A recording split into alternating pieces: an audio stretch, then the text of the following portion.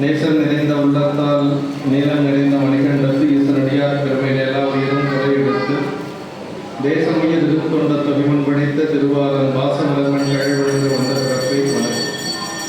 சிலைவார் அந்தனரை முதலாக சீர்படைத்த தொல்லையதாம் திருத்தொண்ட தொகையடியார் படம் போற்றி கொலை ஒரு புராணக்கதை உலகை விதைத்துரைத்த செல்லமொழி குன்றத்தூர் செக்கிடாருக்கு போற்றி எல்லாம் வல்ல பெருமான் அந்தரும் பன்னார்மொழியுடன் மட்டும் நாவுடையாருடைய திருவடிகளை வணங்கி அந்தரும் பவானி சங்கரியுடன் பவானீஸ்வர பெருமானுடைய திருவடி தாமரைகளை மனமொழி வைகர்களை வணங்கி இந்த பெருமக்கள் நாயன்மாருடைய கொண்டார் திருவடி தாமரைகளை மனமொழி வைகர்களை வணங்கி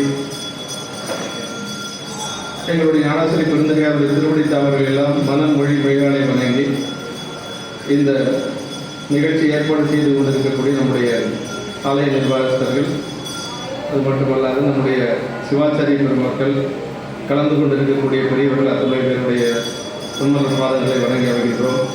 அன்பார்ந்த சிவனேஸ்வரர்களே, இன்று பெரிய புராண சிந்தனையாக சென்ற வகுப்பில் பெரிய புராணம் வந்த வரலாறு, செக்கிழார் பெருமான் எப்படி நமக்கு புராணத்தை அருளினார் என்று சொல்லி பார்த்தோம்.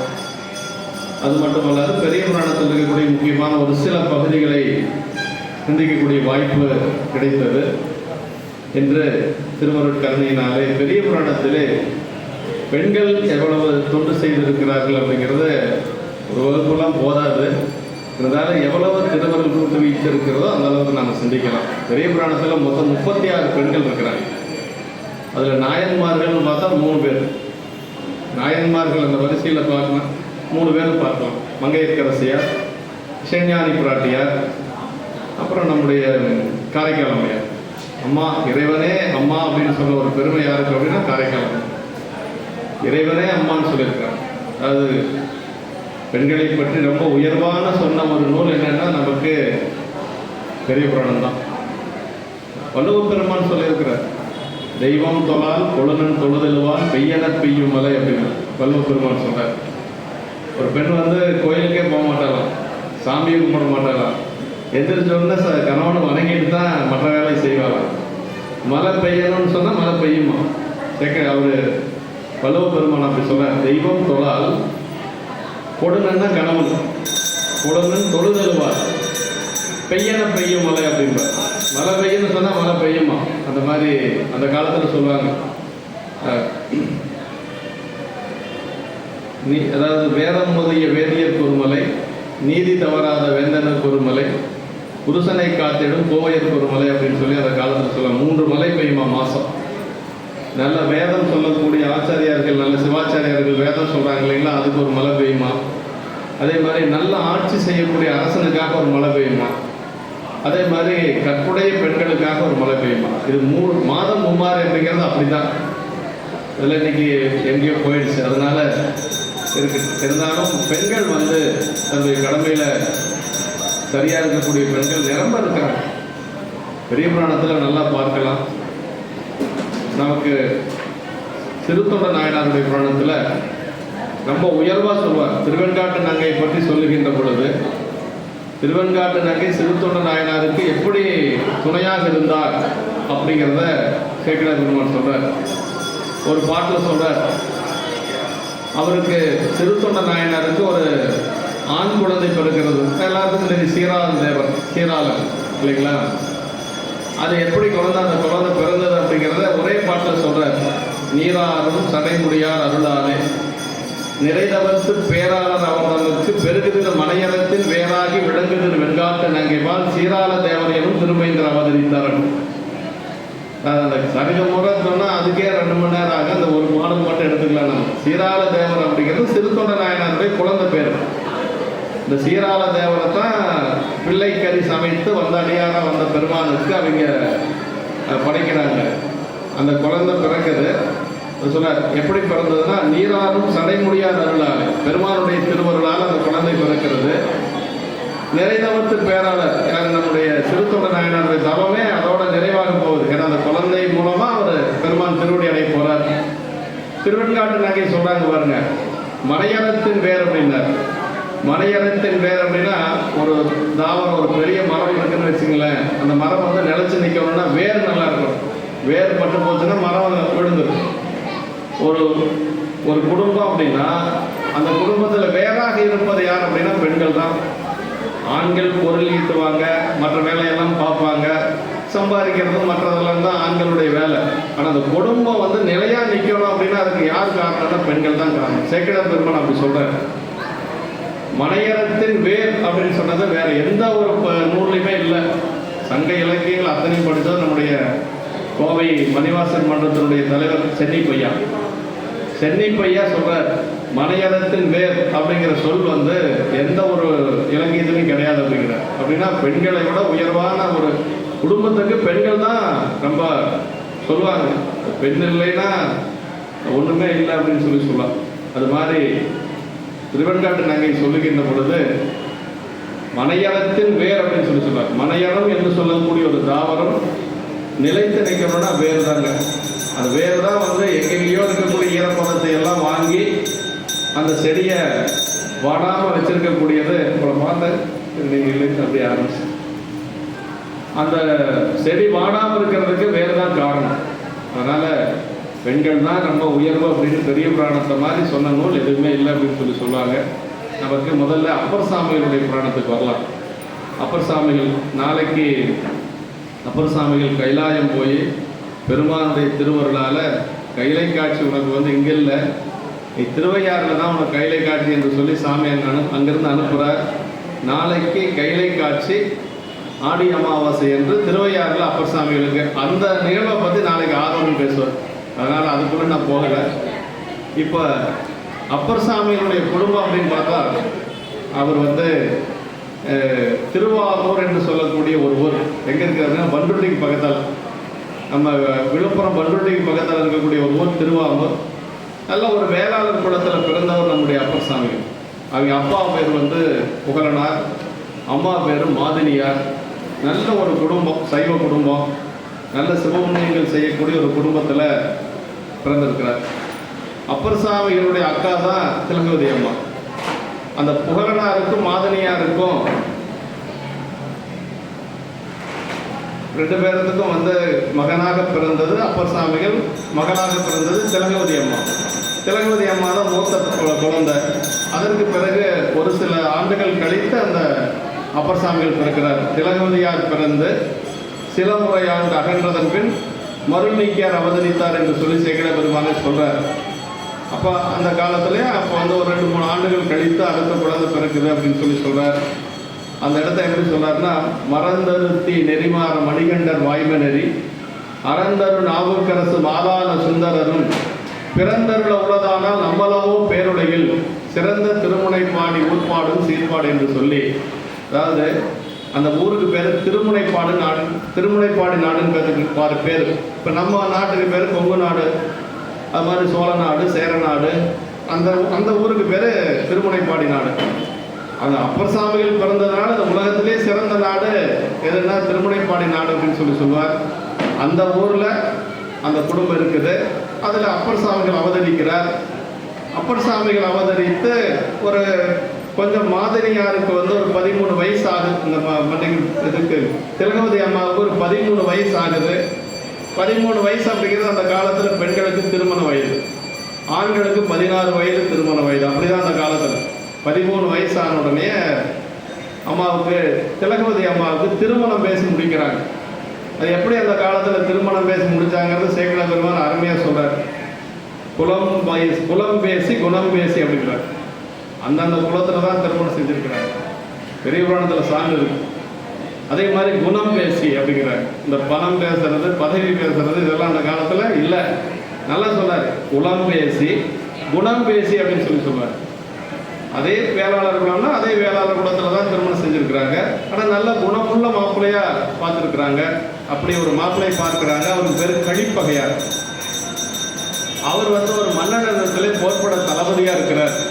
கழிப்பகையார் வந்து போர்ப்படை தளபதியாக இருக்கிறார். திருமணம் எல்லாம் பேசி முடிச்சாச்சு. திருமணம் பேசி முடித்த உடனேயே அப்பாவுக்கு கொஞ்சம் வயசாகி போச்சு. யாருக்கு? புகழனாருக்கு. அப்பா வந்து கொஞ்ச நாள்லேயே திருவடி அடைஞ்சிடுறார். திருவடி அடைகிறத எப்படி சொல்றாரு அப்படின்னு பெரிய புராணத்தில் பார்த்தீங்கன்னா அமங்கலம் சொல்ல இருக்க, இறந்து போயிட்டார் அப்படின்னு எல்லாம் வராது. பெரிய புராணம் அப்படிங்கிறது ஒரு மங்கள நூலுங்க. அதான் ரொம்ப அப்பா வந்து இறந்து போயிட்டார். அதை எப்படி சொல்றாருன்னா சேக்கிழார் பெருமான் புகழனார் பிணியுழன்று விண்ணுலகை சென்றடைந்தார் அப்படிங்கிறது. இறந்து போயிட்டாருன்னு சொல்லலை. சரி, வீட்டுக்காரர் இறந்து போயிட்டாரு, அம்மா என்ன செஞ்சாங்க அப்படின்னா மாதினியார் அவங்க அந்த காலத்தில் கணவன் இறந்தா நீண்ட நாளைக்கு பெண்கள் இருக்கிறது இல்லை, கணவனோடவே போயிடுறது அப்படிங்கிறது ஒரு வழக்கு இருந்திருக்கு. அப்போ சொல்கிறாங்க, கற்புடைய மாதினியார் கணவனார் உடன் சென்றார் அப்படின்னு. கடை வீதிக்கு போயிட்டு வர மாதிரி வீட்டுக்காரர் கூட அம்மா போயிட்டாங்களாம், அவங்களும் போயாச்சு. கற்புடைய மாதினியார் பிள்ளைகளை எல்லாம் கூட அவங்க நினைக்கல, கணவனே போயாச்சு, நீ என்ன நமக்கு இந்த உலகத்தில், அவ்வளோதான் நம்மளும் போயிடலாம் அப்படி தூஸ் மாதிரி நினைச்சாங்களாம். துகளாக நினைந்த அப்படிம்பார் சேக்கிழார் பெருமான். அம்மாவும் போயிடுறாங்க. இப்போ 2 குழந்தைகள் இருக்கிறாங்க. திலகவதி அம்மாவுக்கு 13 வயசு, அவருக்கு அப்பர் சாமிகளுக்கு ஒரு 10 வயசுக்குள்ளதான் இருக்கு, சின்ன பையன். யாரு? திருநாவுக்கரசு என்று சொல்லக்கூடிய அப்பர் சாமிகள். இப்போ மனம் பேசி முடிக்கப்பட்ட கணவனும் இறந்து போயிடுறாரு, இன்னும் திருமணம் ஆகலை. அந்த கழிப்பகையார் ஒரு போருக்கு போறாரு. அப்படி போருக்கு போற பொழுது எதிரி நாட்டோட சண்டை போடுகின்ற பொழுது அவரும் இறந்து போயிடுறாரு. அதை எப்படி சொல்லுவாருன்னா, அது இறந்து போயிட்டாரு சொல்றது இல்லை, கழிப்பகையார் போர்க்களத்தில் உயிர் கொடுத்து புகழ் கொண்டார் அப்படின்னார். ஒரு அமங்கலமான சொல்லே வராது. கழிப்பகையார் போர்க்களத்தில் உயிர் கொடுத்து புகழ் கொண்டார் அப்படின்னாரு. சரி, கணவனாக வரக்கூடியவனே போயிட்டாரு. எங்க அப்பா அம்மா வந்து அவருக்கு தான் என்னை வந்து திருமணம் செஞ்சு கொடுக்கணும்னு நினைச்சாங்க, அதனால வேற ஒருத்தரை நான் இனிமேல் திருமணம் செய்ய மாட்டேன் அப்படின்னு திலகவதி அம்மா என்ன பண்ணாங்கன்னா, அவரோடவே நானும் போயிடுறேன் என்று சொல்லி அவங்க என்ன முடிவு பண்றாங்கன்னா, இவ்வுயரை அவ்வுயிரோடு இசைவிப்பேன் என மொழிந்தார் அப்படின்னு. இந்த உயர் கொண்டே அந்த உயிரோட சேர்க்கிறாங்களாம். அப்படின்னு என்ன அர்த்தம், நானும் போயிடுறேன் அப்படின்னு சொல்லி அவங்க ஒரு முடிவு பண்ணி தன்னுடைய உயிரை நீத்துக் கொள்வதற்காக அவங்க நினைச்சிட்டு இருக்கிற நேரத்தில் தம்பி என்ன செய்யறாருன்னா, எனக்குன்னு இருக்கிறது இந்த உலகத்துல நீ ஒரே உறவு தான். அப்பசாமி புராணம் எப்படி வரும்னா, ஆரம்பத்திலேயே ரொம்ப சோகமாக வரும். 4-3 மரண செய்திகளோட ஆரம்பிக்கிற புராணம் அப்பசாமியுடைய புராணம். போய் அவர் காலில் விழுந்து அழுகிறார், அக்கா காலில் விழுந்து அழுகிறார். நீயும் போயிட்டீங்கன்னா இந்த உலகத்தில் எனக்கு யாரும் கிடையாது, நானும் இப்போ கூடவே வந்துடுறேன் அப்படின்னு சொல்லி அழுகிற பொழுது, தம்பி நல்லா இருக்கணும், தம்பியார் உணராக வேண்டும் என வைத்ததையா அப்படின்ற அப்ப சொல்றாரு. தம்பிக்காகவே உயிர் வாழ்ந்து திலகவதி அம்மா. அதாவது அந்த அம்பொன்மணி நூல் தாங்காத அனைத்துலகம் உயிர் அருள் தாங்கி அப்படின்றார். அந்த மாங்கல்யத்தை தாங்கலையா அந்த அம்மாவுடைய கழுத்து, ஆனால் அந்த உலகத்துக்கே அருளை தாங்கி நின்றது என்று சொல்லி திலகவதி அம்மாவை சேக்கிழார் பெருமான் நாங்கள் சொல்றார். அப்படி சரி, முடிவை கொஞ்சம் மாற்றிக்கிறாங்க. அப்படி மாற்றி தம்பிக்காக வாழ்ந்துட்டு இருக்கிறாங்க. அதே ஊரில் தம்பிக்காக 2 பேரும் திருவாங்கூரில் இருக்கிற பொழுது இவர் என்ன செய்கிறாருன்னா, கொஞ்சம் வயசு ஒரு 15 வயசு 20 வயசு பக்கமாக வந்துடுறாரு. அப்படி வருகின்ற பொழுது அப்பர் சாமியில் கொஞ்சம் அறிவாற்றல் அதிகம். அவர் என்ன பண்ணுறாருன்னா, அந்த காலத்திலேயே வந்து பெரிய குடும்பம், ரொம்ப வளமான குடும்பம், ரொம்ப வசதியான குடும்பம் அப்பர் சாமி குடும்பம், நல்ல வேளாளர் குடும்பம். அந்த காலத்தில் அவங்கெல்லாம் நல்ல ஒரு விவசாயத்தில் இருந்து நல்ல ஒரு வளமான குடும்பம். சிவாலய திருப்பணிகள் எல்லாம் அவங்க அப்பா செய்திருக்கிறாரு. அவர் என்ன பண்ணாருன்னா, ஊருக்குள்ள ஒரு தண்ணீர் பந்தல் ஒன்று அவரே சொந்தமாக ஆரம்பிச்சிருக்கிறார். வரைகளுக்கெல்லாம் தண்ணீர் பந்தல், சாப்பாடு போடுறது, அப்புறம் நல்லா படித்தவங்களையெல்லாம் அழைத்து கொண்டு வந்து அவங்களுக்கெல்லாம் வெகுமதிகள் கொடுப்பது, இப்படியெல்லாம் நிறைய அறங்கள் செஞ்சுருக்கிறார் அப்பர் சுவாமிகள். அப்படி செஞ்சுட்டு இருக்கிற பொழுது அவருக்கு என்னென்னா, நல்ல ஒரு சைவத்தில் நின்று பணி செய்யணும்னு நினைக்கிறாரு. எல்லா மதத்தையும் எல்லா சமயத்தையும் அவர் ஆராய்ச்சி பண்ணுறார்.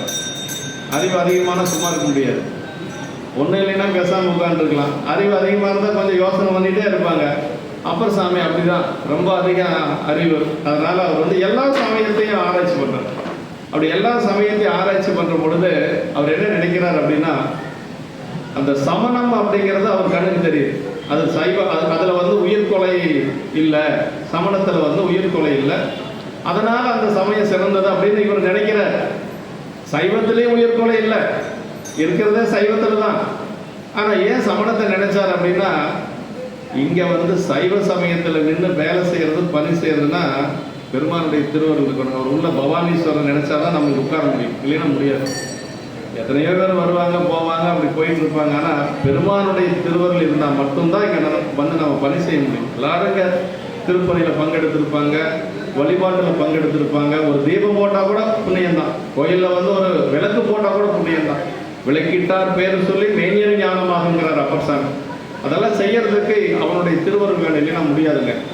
அப்பர் சாமி அதான் சொல்றாருங்க, நில்லா உலக இயல்பு கண்டு நிலையா வாழ்க்கை அல்லேன் என்று அறத்துறந்து சமயங்களானவற்றை நல்லாறு தெரிந்தவர நம்பர் அருளாமையினால் கொல்லாமை மறைந்துரையும் அமல் சமயம் குறுகுவார் அப்படின்னா என்ன சொல்றாருன்னா, இந்த உலக வாழ்க்கை அப்படிங்கிறது நிலையற்றது அப்படின்னு தெரிஞ்சுக்கிறார் சின்ன வயசுலயே. இந்த உலகம் நிலையற்றது, இன்னைக்கு இருக்கு நாளைக்கு போகும், நம்மளே இன்னைக்கு இருப்போம் நாளைக்கு போயிடுவோம். இந்த உடம்பு எத்தனை நாளைக்கு இருக்குன்னு யாருக்கும் தெரியாது. இன்னைக்கு நம்ம வீடு போய் சேர்ந்தாதான் நிஜம் இல்லைங்களா? அப்படிதான் வாழ்க்கைங்கிறது. இதெல்லாம் நிலையற்றது அப்படின்னு தெரிஞ்சுக்கிறார். எல்லாம் உலக இயல்பு நிலையற்றது என்று சொல்லி எல்லாம் உலக வாழ்க்கை நிலை. அப்புறம்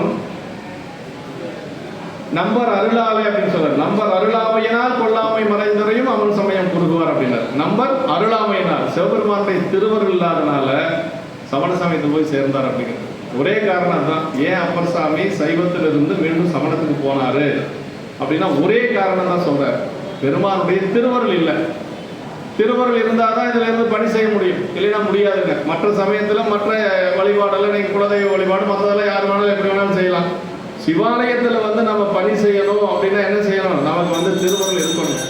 நம்பர் அருளாமையினால் கொல்லாமை மறைந்துரையும் அவன் சமயம் குறுகுவார் அப்படின்னா, குறுகுவார்னா இருக்கிறது நம்ம கீழே போயிட்டார்னு அர்த்தம். அப்படி போயிட்டார் அவரு. அம்மா பார்த்தாங்க, தம்பிக்காகத்தான் நம்ம உயிர் வாழ்ந்தோம். ஆனால் தம்பிக்காக உயிர் வாழ்ந்து அந்த தம்பியும் போயிட்டான். ஏற்கனவே அப்பா போயாச்சு, அம்மா போயாச்சு, திருமணம் செஞ்சுக்கக்கூடிய கணவன் போயாச்சு, கணவனாக வர வேண்டியவன் போயாச்சு, தம்பியும் போயாச்சு. இப்போ அது அக்கா தனியாக நிற்கிறாங்க. இளங்கோதி அம்மாவுக்கு யாரும் ஆதரவு கிடையாது. அப்படி இருக்கிற நேரத்தில் ஒரு பெண் என்ன செய்யணும் அப்படிங்கிறத அம்மா நமக்கு சொல்கிறாங்க பாருங்க. யாருமே ஆதரவு இல்லை அப்படிங்கிற பொழுது பக்கத்தில் திருவதிகை அப்படின்னு ஒரு ஊர் இருக்குதுங்க, எல்லாத்துக்கும் தெரியும். அட்டவீர தலங்களில் ஒன்று திருவதிகை. அந்த திருவதிகை கோயிலில் போய் என்ன செய்கிறாங்கன்னா ஒரு ஒரு குடிசை ஒரு இதை அமைக்கிறாங்க. அங்கே ஒரு தவச்சாலை ஒன்று அமைத்து அதில் தங்கிக்கிறாங்க. அதில் தங்கிட்டு தினசரி சாமிக்கு வந்து இந்த நந்தவனத்துல எல்லாம் பணி செய்கிறது, கோயிலை பெருக்கிறது, கோயிலை கூட்டுறது, கோயிலுக்கு மாலை தொடுத்து கொடுப்பது, திருவிளக்கேற்றுவது, இது மாதிரி பணியெல்லாம் இவங்க செய்கிறாங்க. நீண்ட நாட்களாக செஞ்சுட்ருக்குறாங்க, ரொம்ப நாளாக செஞ்சுட்ருக்குறாங்க. இவர் சமணத்தில் போய் அங்கே பெரிய ஆளாக இருக்கிறார். சமணத்தில் வந்து இவர் தான் அங்கே பெரிய, அது என்ன சொல்கிறது, அங்கே தர்மசேனர் அப்படிங்கிற பட்டத்தோடு இருக்கிறார். திலகவதி அம்மா அதிகையில் திருவதிகை கோயிலில் பணி செஞ்சுட்டு இருக்கிறாங்க. எல்லா உலவார பணியெல்லாம் அங்கே செய்கிறாங்க. அப்பர் சாமி சொல்வார் பாருங்க, நிலை பெறுமாறு என்னதியல் நெஞ்சே நீவா நித்தலும் எம்பரானுடைய கோயில் புக்கு புலர்வதன் முன் அழகிட்டு வெளுக்கும் விட்டு பூவாலை புனைந்தேற்றி புகழ்ந்து பாடி தலையார கும்பிட்டு கூத்து மாடி சங்கரா சயபோற்றி போற்றி என்னும் அலை புணர்சே செஞ்சடை மேல் ஆதி என்னும் ஆரூரா என்றென்று அலரான் இல்லை அப்படின்னார். அப்படின்னா காலையில் எழுந்திருக்க வேண்டியது சூரியன் உதைக்கிறதுக்கு முன்னாடி, கூட்ட வேண்டியது, கோயில் கூட்ட வேண்டியது, மெழுக வேண்டியது, மலர் பறிக்க வேண்டியது, மலர் பறித்து சாமிக்கு கொடுக்க வேண்டியது, இதுதான் அவங்களுடைய தொண்டுங்க. வாழ்க்கை பூரா செஞ்சாங்க அம்மா. இப்படியே எத்தனை வருஷம் ஓடுதுன்னா 1 வருஷம் 2 வருஷமெல்லாம் இல்லை. சின்ன வயசுலேருந்து கிட்டத்தட்ட ஒரு 60 வயசு வரைக்கும் இப்படி ஒரு வாழ்க்கை ஓடுது. ஒரு 40 வருஷம் ஆகி போச்சு. அக்காளுக்கு தம்பிக்கு எந்த தொடர்பும் இல்லை. அவர் அங்கே போனவர் தான், மீண்டும் திரும்ப வரவே இல்லை. அக்கா என்ன பண்ணாங்க அப்படின்னா, ஒரு நாள் பெருமான்கிட்ட, திருவதிகை பெருமான்கிட்ட, சாமி இப்போ நான் பணி செஞ்சிட்ருக்கிறேன், எனக்கு பின்னாடி உனக்கு யார் பணி, அவங்களுடைய எண்ணம் பாருங்க, தன்னை காப்பாற்றணும், என் தம்பி வரணும்னுலாம் அக்கா நினைக்கல. இந்த அக்கா என்ன நினைச்சாங்கன்னா, நான் உங்களுக்கு தொண்டு செஞ்சுட்ருக்கிறேன், எனக்கு பின்னாடி இதை யார் செய்ய முடியும், எங்கள் குடும்பத்தில் யாராவது செய்யணுமே, அதனால் என்னுடைய தம்பி மீண்டும் தாய் சமயத்துக்கு வரணும் அப்படின்னு சொல்லி விண்ணப்பம் வைக்கிறாங்க. தூண்டுதவ விளக்கணையார் சுடரொளியை தொழுது என்னை ஆண்டருளும் நீராகில் அடியேன் பின் வந்தவனை ஈண்டு வினை பரசமய குளிரின்றும் எடுத்தாள வேண்டும் என்று பலமுறை விண்ணப்பம் வைத்தார் அப்படின்னார். அம்மா அழுது புலம்புனாங்க, சாமி எனக்குன்னு இருந்த ஒரே தம்பி சமணத்தில் போய் கிடக்கிறான், எப்படியாவது அவன் இந்த தாய் சமயத்துக்கு கொண்டு வந்த பெருமானை நீங்கள் தான் அவனுக்கு அருள் செய்யணும், மீண்டும் அவன் வந்து இங்கே பணி செய்யணும் என்று சொல்லி பலமுறை விண்ணப்பம் செஞ்சாங்க. இப்படி பலமுறை விண்ணப்பம் செய்ததுக்கு பிறகு சாமி ஒரு நாள் கனவுல போய் அம்மா கிட்ட சொன்னார், உன்னுடைய மனக்கவலை ஒளினி அப்படின்னா, நீ ஒன்றும் கவலைப்படாதம்மா, அவன் ஏற்கனவே என்னை வேண்டி கைலாயத்தில் தவம் செஞ்சுட்டு இருந்தார். அவர் கைலாயத்தில் வாகீசராக இருக்கிற பொழுது சாமி வேண்டி தவம் செஞ்சுட்டு இருந்தார். கைலாயத்தில் இருந்தவர் தான் அப்பர் சாமி. ஏற்கனவே ஏன் இந்த மண்ணுலகத்துக்கு வந்தாருன்னா, கைலாயத்தில் அவர் தவம் செஞ்சுட்டு இருக்கிற பொழுது ராவணன் வந்து அந்த மலையை பெயர்க்கிறதுக்கு தேரை விட்டு அப்படி அந்த மலையை கையால் தேரோட்டி சொன்னான். அதெல்லாம் பெரிய இடம்பா, சாமி இருக்கிற இடம், அங்கெல்லாம் நம்ம வேலையெல்லாம் ஒன்றும் ஆகாது அப்படின்னு சொல்கிற பொழுது ராவணன் ரொம்ப பலசாலி இல்லையா, 10 தலை ராவணன் சொல்லும் இல்லையா. அவன் என்ன பண்ணான், நான் இந்த கைலாயத்தையே எடுத்து இலங்கைக்கே கொண்டு போயிடுவேன், இதெல்லாம் பெரிய வேலை இல்லை அப்படின்னு சொல்லி பெயர்க்கிறதுக்கு முற்படுகின்ற பொழுது சாமி என்ன பண்ணாருன்னா ஒரே ஒரு காலில் தான் அமுத்தினார். அப்படி ஒரு கால் அமுத்தணும்னா அவன் கையெல்லாம் போய் சிக்கிடுச்சு. கை மட்டும் இல்லை, தலைகீழ் எல்லாம் போய் அங்கே மலையில் சிக்கிடுச்சு. அப்போ வந்து வெளியில் வர்றதுக்கு வழி தெரியாத அழுதுட்டு இருக்கிறாங்க ராவணன். அப்போ தான் வந்து அப்பர் சாமி தவம் செஞ்சுட்டு இருக்கிறார். அப்பர் சாமி எப்பொழுதும் ரொம்ப கருணையானவர். அவர் என்ன பண்ணாருன்னா, சாமிக்கு வந்து சாமகானம் ரொம்ப பிடிக்கும், சாமகானம் பாடுன்னா விட்டுருவார் அப்படின்னு சொல்லி சொல்கிறார். அப்போ அவன் என்ன பண்ணுறான்னா, தன்னுடைய கை நரம்பை எடுத்து யாழில் மீட்டி சாமகானம் பாடுறான். சாமகானம் பாடினோடனே பெருமான் நல்லா அந்த இசையில் மயங்கி கொஞ்சம் காலம் மேலே தூக்குறாரு, விட்டா போதுன்னு வெளியில் ஒடியாந்துடுறான். அங்கே அந்த உபாயம் சொல்லி கொடுத்ததுக்கு அவருக்கு என்ன கிடைச்சதுன்னா, அந்த மண்ணுலகத்தில் போய் நீ பிறக்க வேண்டிங்கிற மாதிரி அவருக்கு கிடைச்சது. அதான் அவர் மண்ணுலகத்துக்கு மீண்டும் வந்து பிறந்தது அப்பர் சாமி. அப்படி அப்பர் சாமிகள் முன்னமே அவன் என்ன சொல்ற சாமியை சொல்றாரு, அவன் முன்னமே தவம் செய்து எடையடைய தவம் வேண்டான் அப்படின்னு சொல்லி சொல்றார். அன்னவனை சூளை மடுத்து ஆட்கொள்வோம், அவனுக்கு சூளை நோய் கொடுத்து வயிற்று வலியை கொடுத்து நான் ஆட்கொள்வோம், அதனால் நீ ஒன்றும் கவலைப்படாத அப்படின்னு சொல்லி சொன்ன உடனே அம்மாவுக்கு கொஞ்சம் ஒரு தைரியம், சரி எப்படியாவது தம்பியை சாமி கொண்டு வந்துடுவார் அப்படின்னு சொல்லி கொஞ்சம் தைரியமாக இருக்கிறாங்க. அதற்கு பிறகு நீண்ட நாள் கழித்து அவருக்கு ஒரு பெரிய சூளை நோய் வருது, வயிற்று நோய், தீராத ஒரு வயிற்று நோய் வருது. சமணர்கள் வந்து அவங்க பாலியில் சமண பாலியில் வச்சு நிறைய மந்திரங்கள் எல்லாம் சொல்கிறாங்க, என்னமோ செய்கிறாங்க, அந்த நோய் தீர்ந்தபாடு இல்லை. அப்படியே நோயால் ரொம்ப அவதிப்படுறார், உயிரே போகிற மாதிரி இருக்குது அந்த நோய். அப்போ தான் என்ன பண்ணுறாரு அப்படின்னா, அவருக்கு சமையல் செய்கிறதுக்கு 2 ஆள் விட்டுருக்குறாங்க. அவருக்கு சமையல் செய்யக்கூடிய ஆள் இரவோடு இரவாக அவருக்கு அப்போ தான் நினைவு வருது, அக்கான்னு ஒருத்தர் இருந்தாங்க. அந்த அக்கா வந்து இப்போது திருவதிகையில் பணி செஞ்சுட்டு இருக்கிறாங்க அப்படின்னு சொல்லி சமையல்காரங்கிட்ட சொல்லி ஊட்டுவான் தனி விட்டார் வரிசை. ஊட்டுவான் தான் சமையல் செஞ்சு போகிறவனுக்கு பேர் ஊட்டுவான் அப்படிம்பார் சேக்கிழார் பெருமாள். ஊட்டுவான் தனி விட்டார் அப்படிம்பார். சமையல்காரங்கிட்ட சொல்லி இந்த மாதிரி எங்கள் அக்கா கிட்ட போய் சொல்லு, அக்காவை வர சொல்லு, இந்த மாதிரி வயிற்று வழியான துன்பம் போடுறோம் அப்படின்னு சொல்லி கேட்டு சொல்லி அனுப்புகிறாங்க. இரவோடு இரவாக அவன் வர்றான். அப்படி வந்த உடனே அக்கா கேட்குறாங்க, திலகவதி அம்மா அவன் சொல்லவே இல்லை. திலகவதி அம்மா என்ன கேட்குறாங்கன்னா, தீங்குளதோ அப்படின்னாங்க.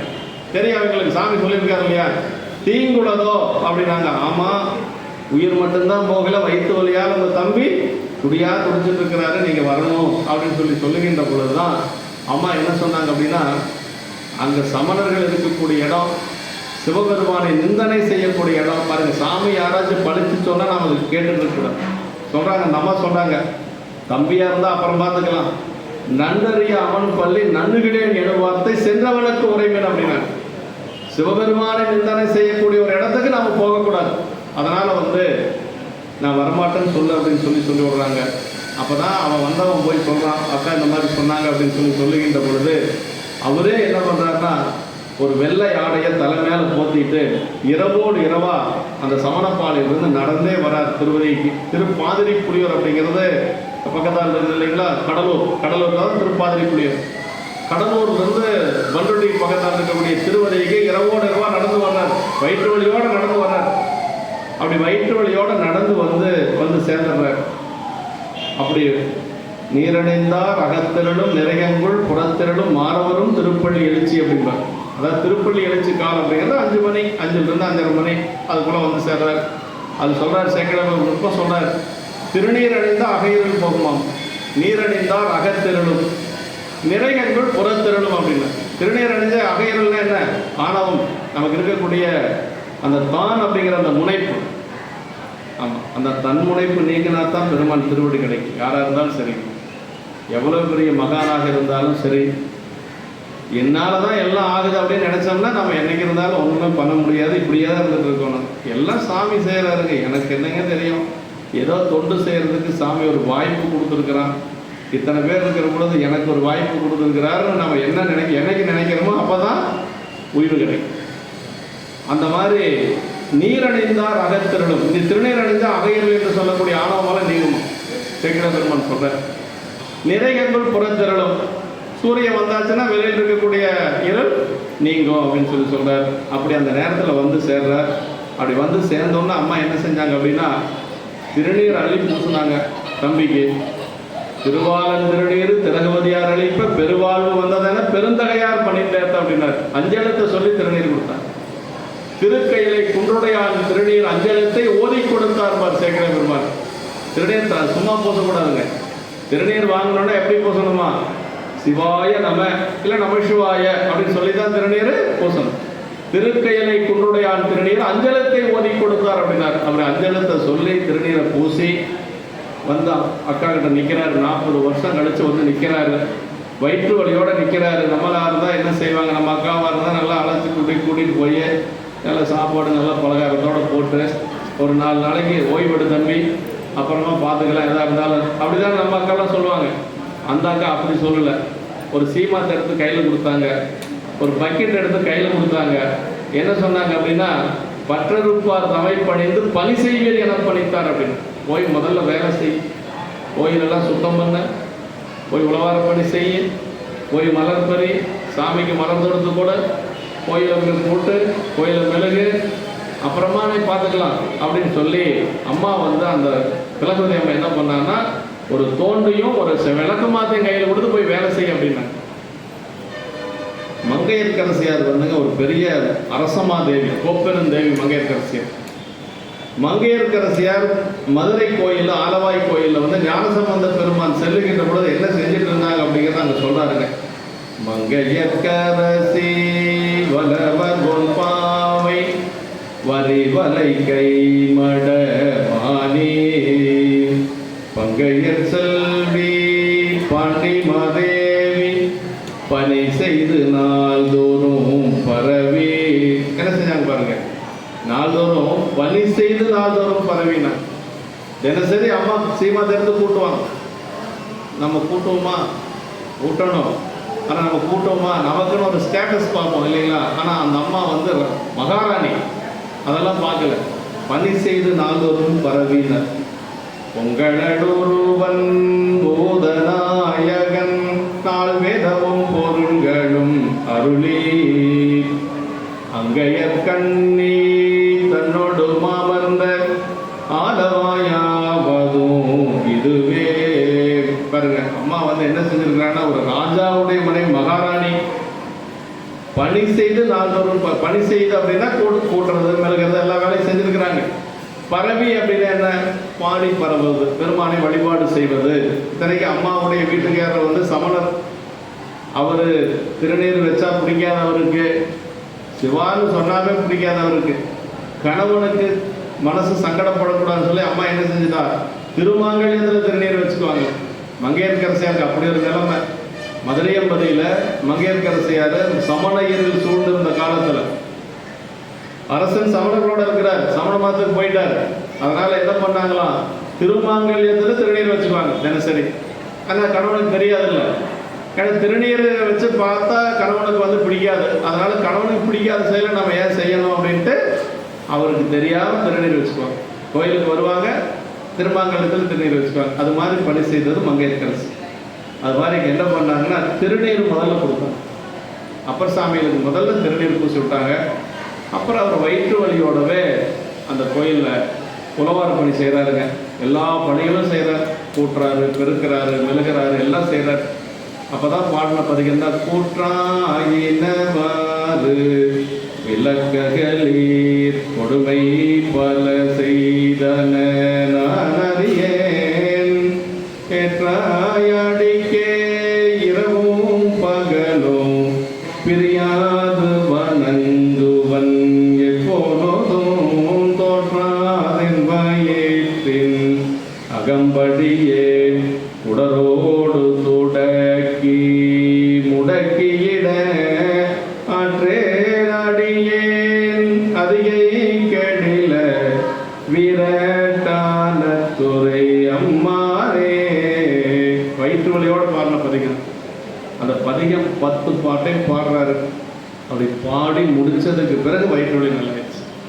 அந்த பதிகம் பாடி முடிச்சோன்னா தீராத வயிற்று வலி நல்லா போச்சு. அது பாடி முடிச்சு வயிற்றோடைய நல்லாகுது, சாமி மேல இருந்து அசரீரியா, அது வரைக்கும் அவருடைய பேர் மருள் நீக்கியார். அப்பா அம்மா வச்ச பேர் என்னன்னா மருள் நீக்கியார். இப்பதான் திருநாவுக்கரசு அப்படின்னு சாமி கூப்பிடுறார். 7 உலகத்திலே கேட்கிற மாதிரி சொன்னாராம். பாவுற்றலர் செந்தவரில் பதிகத்தொடை பாடிய பான்மையினால் நாவுக்கரசு என்னும் நல்ல நாமம் உலக 7லும் நயப்புற மன்னுகிறார். 7 உலகத்திலே கேட்கிற மாதிரி திருநாவுக்கரசு அப்படின்னு சொல்லி சொன்னார். அந்த திருநாமம் தான் திருநாவுக்கரசுங்கிறது இறைவன் வச்ச பேர். அப்பா அம்மா வச்ச பேர் மருளீக்கியார். அதோட முடிஞ்சு போச்சு. மருளீக்கியார்னு யாருக்கும் தெரியாது. அப்புறம் கொஞ்ச நாள் கழிச்சு அப்பர் சாமிகள் வந்து அவரை என்ன சொல்றாரு, அவரை வந்து அப்பரே அப்படின்னு சொல்லி சொல்றாரு. ஆமா, அப்பருடைய ஸ்தானத்தில் வச்சு அப்பாவுடைய ஸ்தானத்தில் வச்சு பார்க்கிறார். அப்பரேன்னு சொல்லி அவர் சொல்றார்.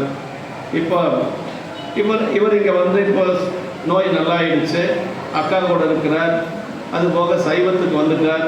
அதனால சமணர்கள் என்ன பண்ணாங்க, அவரை அழைத்து கொண்டு வர சொல்லி எல்லாம் என்ன சொல்லிட்டாங்கன்னா, அவன் சைவத்துக்கு போயிட்டான், வயிற்று வலின்னு பொய்ய சொல்லிட்டு சமணத்துக்கு போயிட்டான்னு சொல்லி சைவத்துக்கு போயிட்டான்னு சொல்லி எல்லாரும் அரசன்கிட்ட சொல்றாங்க. அதற்கு பிறகு அரசன் அவரை அழைத்து கொண்டு சென்று அந்த தண்டனையெல்லாம் தம்பி அன்னைக்கு பேசியிருப்பாருன்னு நினைக்கிறேன் நேற்று. அந்த 4 சூழ்ச்சிகள் இல்லைங்களா, சுண்ணாம்பு காலவாயில அவருக்கு வைத்தது, அதே மாதிரி யானையை விட்டு கிடற செய்தது, விஷம் கலந்த பால் சோறு கொடுத்தது, கல்லில் கட்டி கடலில் போட்டது, இதெல்லாம் அதுக்கு பிறகு இப்போ நான் சொல்றதுக்கு பிறகு வந்த சூழ்ச்சிகள். அதையெல்லாம் சாமி எப்படி வென்றார் அப்பர் சாமி கிரண் அன்னைக்கு நல்லா சொன்னதேவே வேண்டும் நம்ம சொல்ல வேண்டாம். அதனால இப்படி அப்பர் சாமிகளை வந்து அந்த சமணத்திலிருந்து சைவத்துக்கு கொண்டு வந்த பெருமை யாருக்கு அப்படின்னா திலகவதி அம்மா தான். திலகவதி அம்மானால நமக்கு ஒரு சைவத்துக்கு ஒரு பெரிய பரமாச்சாரியர் கிடைச்சார். சைவத்துக்கே ஒரு பெரிய பரமாச்சாரியார் நம்முடைய அப்பர் சாமிகள் நமக்கு பெற்றது எப்படி அப்படின்னா அதுக்கு ஒரு பெண் தான் காரணம். ஆமாம், அவருடைய அக்காவாகிய திலகவதி அம்மா. இது ஒன்று. அடுத்து இப்போ இளையான்குடி மாறநாயனார் புராணத்துக்கு வரலாம். இளையான்குடி மாறநாயனார் புராணத்தில் அவர் அதே மாதிரி அவரும் வேளாண் குலத்தை சார்ந்தவர் தான். அவர் வந்து எப்படின்னா சிவனடியார்கள் யார் வீட்டுக்கு வந்தாலும் சரிங்க, அது எந்த ஜாதி அந்த ஜாதிங்கிறதெல்லாம் கிடையாது, இந்த ஊருக்காரர் அந்த ஊருக்காரர் இப்படி அப்படிங்கிறதெல்லாம் கிடையாது.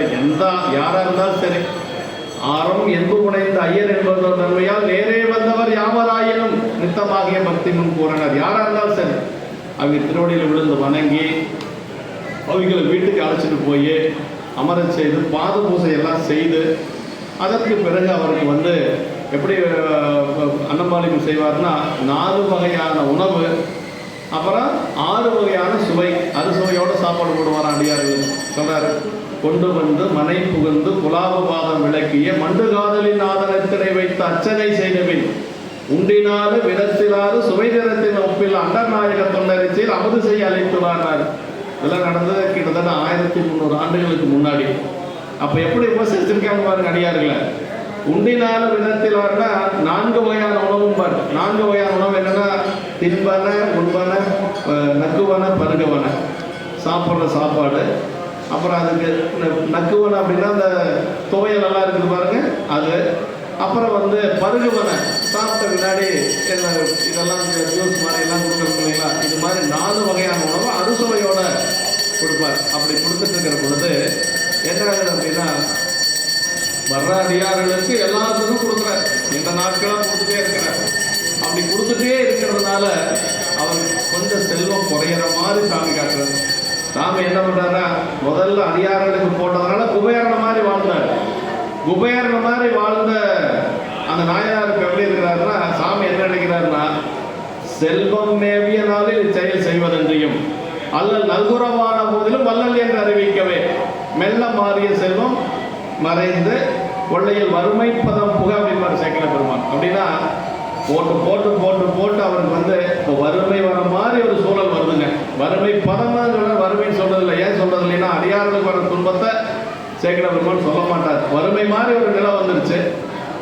இப்பவும் அதே மாதிரி அவர் பணி செய்யறார். வறுமை வந்தாலும் அதாவது முன்னை மாறில் திருப்பணிக்கன் முதிர்ந்த கொள்கையர் ஆயினார் அப்படின்னார். முதல்ல எப்படி செஞ்சார், செல்வம் இருக்கிற பொழுது அதே மாதிரி இப்பவும் செய்யறார்.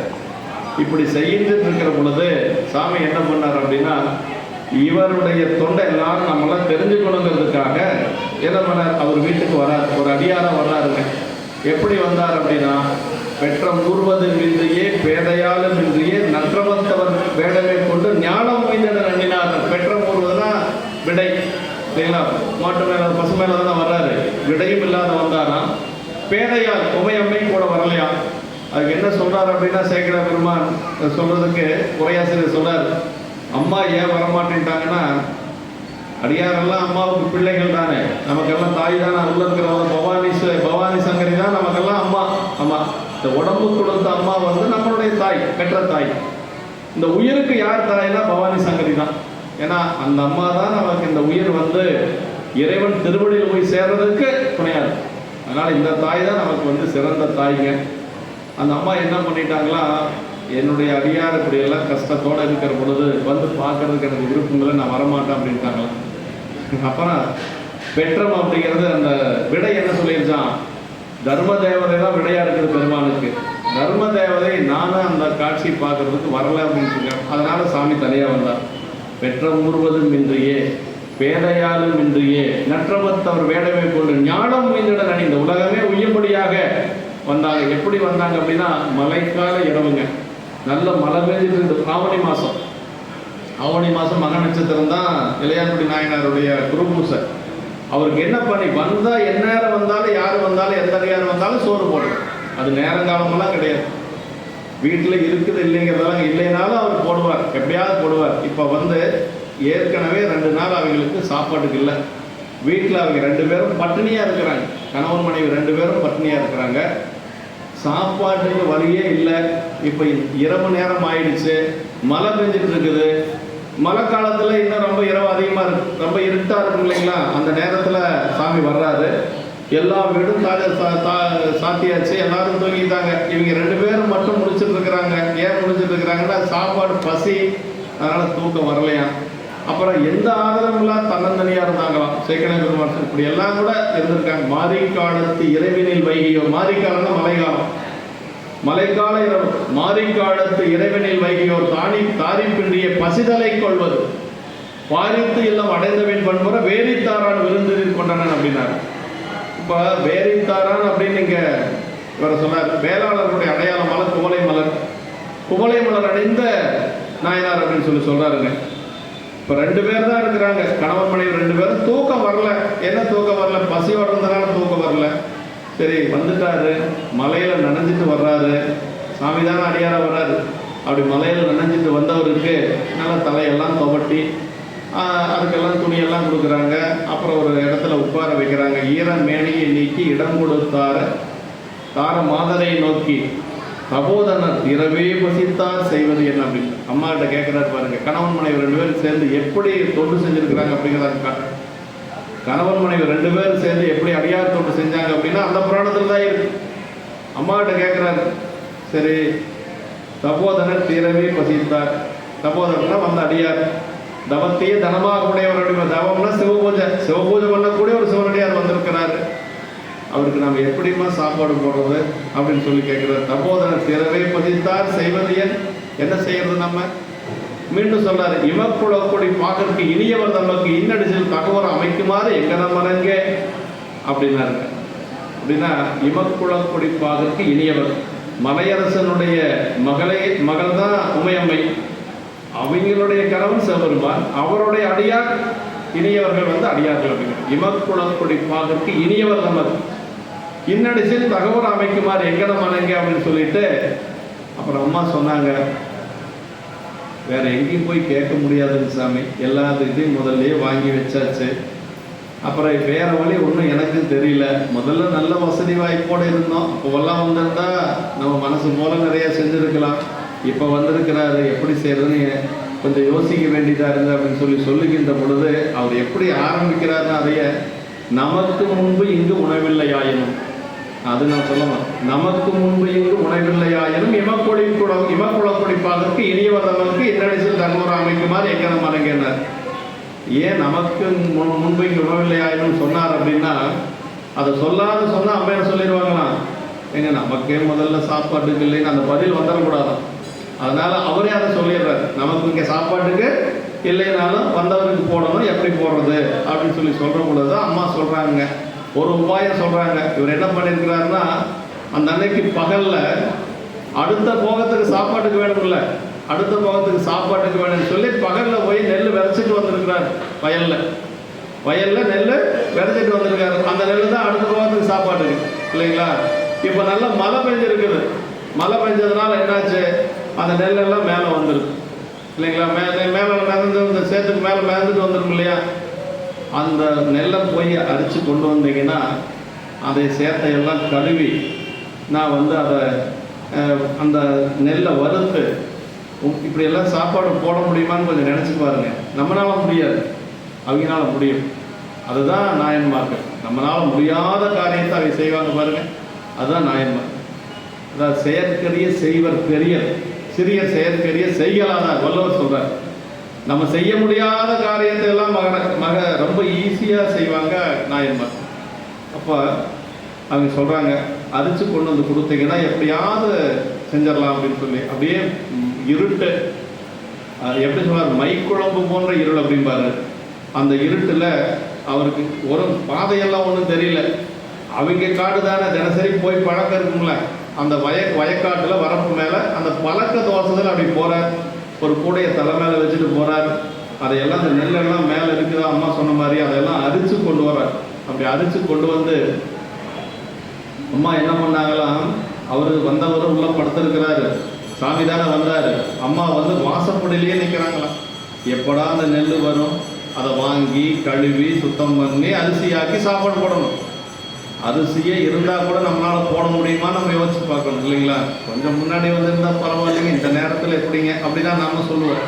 ஆனால் அந்த அம்மா வந்தபின் மனைவியாரும் வாய்தலில் நின்று வாங்கிப்பார். வாசப்படியிலே நின்றுருந்தாங்க. அந்த நெல் வந்து சேர்ற வரைக்கும் வாசப்படியில் நின்றுதாங்க. அப்புறம் வந்து வாங்கி அந்த சேத்தையெல்லாம் முதல்ல அலம்பி ஊற்றுனாங்க. அப்புறம் பார்த்தா விறகு இல்லை வீட்டில். அதை அந்த மில் அதான் சொல்கிறாங்க, அந்த மில் அடுப்பில் மூட்டை விறகில்லை என்ன அப்படின்னு. விறகு இல்லைங்களே சாமி அப்படின்னு கணவனாட்டு கேட்டாங்க. அப்போ என்ன பண்ணாரா, அந்த காலத்துல தாழ்வாரம் இருக்கு இல்லைங்களா? இப்போ தான் டெரஸ் பில்டிங், அந்த காலத்தில் டெரஸ் எல்லாம் கிடையாது. தாழ்வாரம் இருக்கு. தாழ்வாரம் இல்லைன்னா வீடு விழுந்துருக்கு இல்லைங்களா? நாளைக்கு வீடு விழுந்துருங்கிறதெல்லாம் அவர் யோசிக்கலை. இப்போ சமையல் செய்யறதுக்கு விறகு வேணும், தாழ்வாரத்தை அறுத்து கொடுத்தார். அந்த மில் மனையில் நீடும் அலக்கினை அறுத்து வீழ்த்தார். அலக்குனா தாழ்வாரம். தாழ்வாரத்தை இருக்கக்கூடிய இது தாழ்வாரத்தை அறுத்து கொடுத்தார். சரி, நம்ம அதை வச்சு என்ன பண்ணாங்களாம், அந்த நெல்லை வறுத்து அம்மியெல்லாம் போக்கி அப்புறம் அரிசி ஆக்கிடுச்சு, சாப்பாடு ஆயிடுச்சு. இப்போ வந்து வெள்ளை சாப்பாடு தயாராக இருக்குது. சாப்பாடு வச்சாச்சு. சரி, குழம்பெல்லாம் வேணுமே, அதுக்கு என்ன பண்ணுறது? வந்து மீண்டும் கணவன்கிட்ட கேட்குறாங்க, கறிக்கினி என் செய்வோம் என்று இறைஞ்சினார் கணவனாருங்க. அப்படி கெஞ்சி கேட்டாங்களாம். காயும் இல்லை கவனம் இல்லை, எப்படிங்க சோறாங்க அப்படியெல்லாம் நம்ம கேட்கல. நம்ம எப்படி கேட்டாங்க, கறிக்கினி என் செய்வோம் என்று இறைஞ்சினார் கணவனாரு. அப்படி கெஞ்சி கேட்டாங்க, அப்படி பணிவாக கேட்டாங்களாம். அப்போ தான் அவர் என்ன பண்ணாருன்னா, அப்படி வயல் பக்கத்தில், அவர் வீட்டுக்கு பக்கத்தில் ஒரு கொல்லைப்புறம், அந்த வயலில் வந்து இது நடந்தது எங்கன்னா இளையான்குடி அப்படின்னு ஒரு ஊருங்க. நம்ம ராமநாதபுரத்துக்கு பக்கத்தில் இளையான்குடின்னு ஒரு ஊர் இருக்குது. அந்த வயல் இன்னும் இருக்குது. அந்த கீரை பறித்த அந்த மேடு இன்னும் இருக்குது. இன்னைக்கு போனால் நீங்கள் பார்க்கலாம், இளையான்குடி போனால் பார்க்கலாம். அந்த நான் அடியெல்லாம் போயிருக்கிறேன். இன்னும் வந்து அதில் எதுவும் விவசாயம் வர்றதுன்னு அந்த பகுதியில் மட்டும், கொஞ்சம் பகுதியில் மட்டும் இன்னும் அந்த இடம் இருக்குது. அப்படியே அந்த கீரையெல்லாம், முளப்பு கீரையெல்லாம் ஒவ்வொன்றா பிடுங்கினாங்க. அப்படி ஒவ்வொரு முளப்பு கீரையாக பிடுங்கி, அது பிடுங்கிற பொழுது எப்படி இருந்ததுன்னா, அதாவது சொல்கிறார் சேக்கிர பெருமாள் சொல்கிறார், ஆணவ மலத்தையே பிடுங்கிறது போல இருந்தது. ஒவ்வொரு கீரையும் பிடுங்கிற பொழுது வினைகளையெல்லாம் பிடுங்கிற போல இருந்தது. அதையெல்லாம் கொண்டு வந்து அம்மா கிட்ட கொடுத்து அதையே 4 வகையாக செஞ்சாங்களாம். தண்டு தனியாக, அப்புறம் தலை தனியாக, அப்புறம் கடையிறது, அப்புறம் பொரியல் செய்கிறது. 4 வகையான உணவு செய்யணுங்களா அடியார்களுக்கு. அதையவே அந்த கீரையை வச்சு 4 வகையான உணவு அது சுவையோட செய்தாங்க. செஞ்சதுக்கு பிறகு கணவனாத்தை கூப்பிட்டு காட்டுறாங்க, இது மாதிரி பாருங்க எல்லாம் செஞ்சாச்சு, சாமி அந்த வந்த அடியாரை போய் அழைக்கலாம் அப்படின்னு சொல்லி 2 பேரும் போகிறாங்க. அவர் படுத்திருக்கிறார், தூங்குற மாதிரி படுத்திருக்கார். தூங்குற மாதிரி படுத்திருக்கார். அப்படி தூங்குற மாதிரி படுத்திருக்கிறத போய் 2 பேரும் சொல்கிறாங்க, சாமி அழுந்திய இடரில் நீங்கி அடியனேன் உய என்பால் எழுந்தருள் விரையோய் ஈண்டு அமுது செய்த அருளே என்று தொழும்பனார் உரைத்த போதில் சோதியாய் எழுந்து தோன்ற செலுத்திரு மனைவியாரும் தொண்டரும் திகைத்து நின்றார். சாமி எல்லாம் அமுதெல்லாம் ரெடி ஆயிடுச்சு, நீங்கள் வந்தீங்கன்னா சாப்பிட்டீங்கன்னா எங்களுக்கு ஏதோ கொஞ்சம் பாவம் குறையும் சொல்கிறார் பாருங்க. அழுந்தி இடரில் நீங்கி அடியனின் உய என்பாங்க. ஒரு நாள் சிவனடியாருக்கு சோறு போட்டால் நம்ம வினை நீங்கும் அப்படி சொல்கிறார். நீங்கள் வந்தீங்கன்னா எங்கள் துன்பமெல்லாம் நீங்கும், வந்து சாப்பிடுங்க அப்படின்னு சொல்லி 2 பேரும் கணவன் மனைவி 2 பேரும் போய் முன்னாடி நின்று சொல்கிறாங்க. அப்போ வந்து சாமி அப்படியே ஜோதி பிளம்பா அங்கே காட்சி கொடுக்குறார். ஜோதி பிளம்பா காட்சி கொடுத்து மீண்டும் வந்து அவர் என்ன செஞ்சாராம், அப்படியே இடம வாகனத்தில் 2 பேர்த்துக்கு காட்சி கொடுக்குறார்.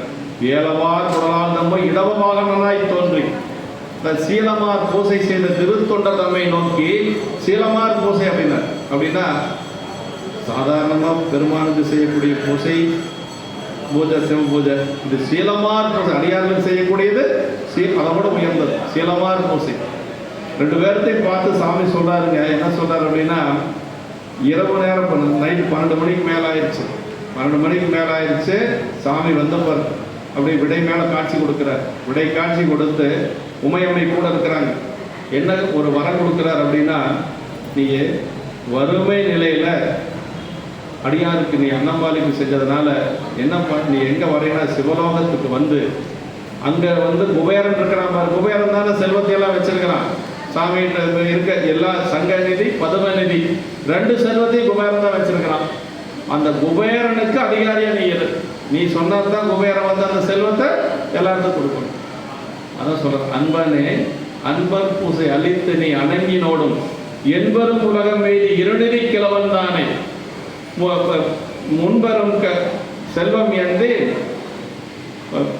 வழிவழி ஏவல் மொழிமொழி ஏவல் கேட்ப இன்பமாதிருக்க என்று அருள் செய்தான் எவருக்கு மிக்கான் அப்படின்னா. அதாவது இருநிதி கிழவன் தானே மொழிமொழி ஏவல் கேட்ப அப்படின்னா.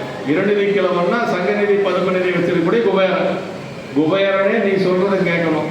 அப்ப குபேரனுக்கு நீ அதிகாரியா இரு என்று சொல்லி இரவு 12 மணிக்கு மேல சாமி வந்து அந்த மாதிரி ஒரு வரம் கொடுக்குறாரு. அதுக்கு யாரு காரணம் கூட இருந்தது? அம்மாவுடைய தொண்டு. இப்ப கணவன் செய்த தொண்டுக்கு துணை நின்றது இளையாங்குடி நாயனருடைய மனைவி. இன்னொன்று, சிவபெருமானே வந்து ஒரு அம்மாவை வந்து அம்மா அப்படின்னாரு. சிவபெருமான் எப்படிப்பட்டவர்? இந்த உலகத்துக்கே கர்த்தா இல்லையா, உலகத்தையே படைத்தவர் இல்லையா.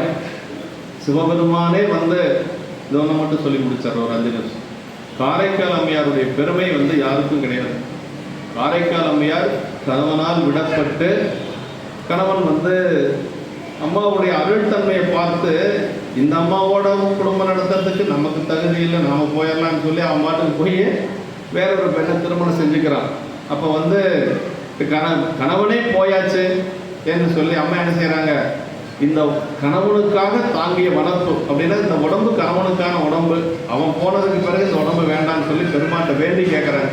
இந்த சதையெல்லாம் இருக்கக்கூடாது, எலும்பும் தோலும் மட்டும் இருக்கணும், எலும்பும் தோலும் மட்டும் இருக்கணும். அப்புறம் அந்த எலும்பும் தோலோட நான் வந்து காற்றை விட வேகமாக செல்லக்கூடிய ஆற்றல் எனக்கு வேணும்னு சொல்லி அம்மா கேட்டு வாங்குறேன்.